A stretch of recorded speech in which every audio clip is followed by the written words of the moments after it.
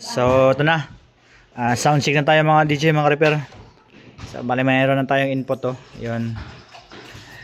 So let's go. Bang. Yan. Ang napansin ko lang dito mga DJ sa power amp na to, dito sa Trident and then iMix, kasi same lang sila ng ano, design lahat pati pisa. Napansin ko lang dito is yung clip na indicator is naka-disable. Ganon din dito sa iMix, naka-disable siya. Hindi siya umiilaw kapag nag-volume na tayo.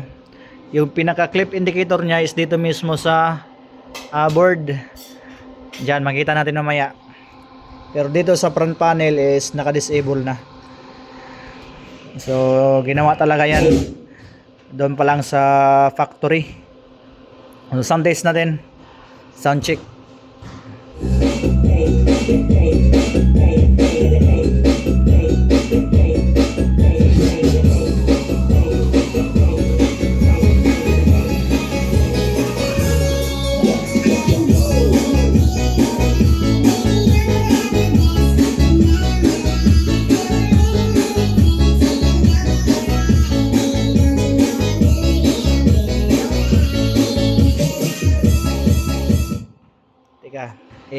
Parallel natin para mayroong volume yung 1.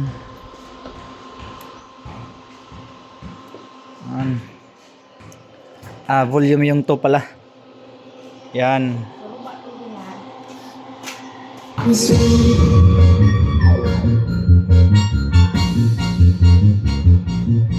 Just me and me.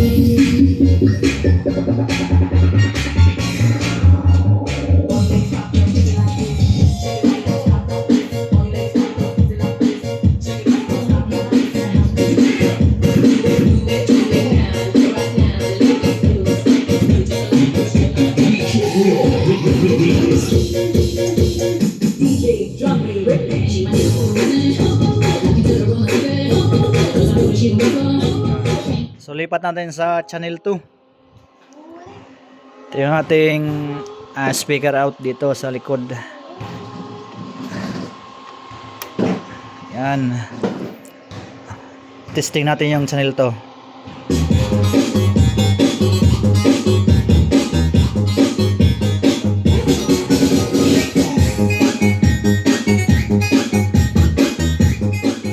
Nagki-clipping na siya kasi sumagad na yung limit niya.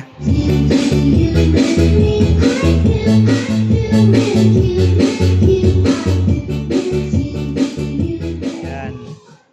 So dito yung clipping portion is naka-disable na. Dinisable ng ano, doon sa factory mismo. Pero kaya ko naman 'to ibalik. Pero wag lang natin gawin. Kasi ano yan eh, kumbaga naka-program na yan sa factory mismo.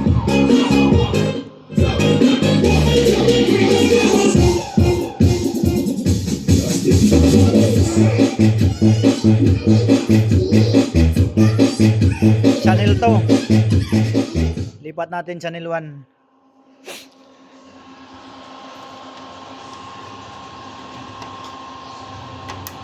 Baka dumikot. Yon, baka dumikit. Channel 1.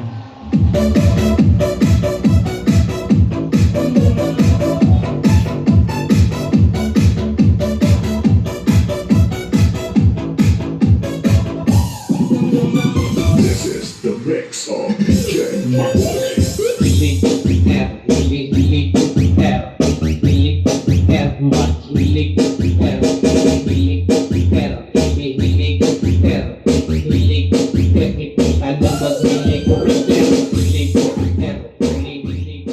So yun lang mga DJ, mga repair.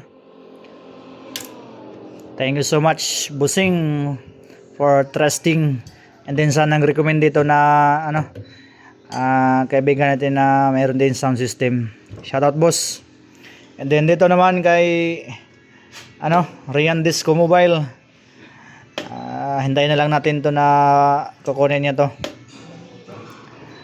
Dito naman sa Trident C18 Soundworks Audio Mobile, Barangay Kintabukan, Abuyog, Leyte. Okay na to, boss. Thanks for trusting. Yun na, takloban na natin to.